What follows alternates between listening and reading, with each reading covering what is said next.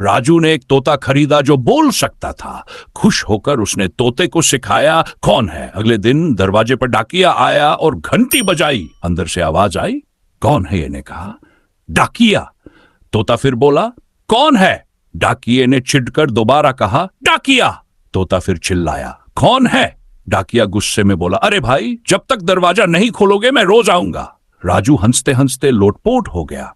अगर आप ऐसे और वीडियो देखना चाहते हैं तो हमारे चैनल को सब्सक्राइब करें।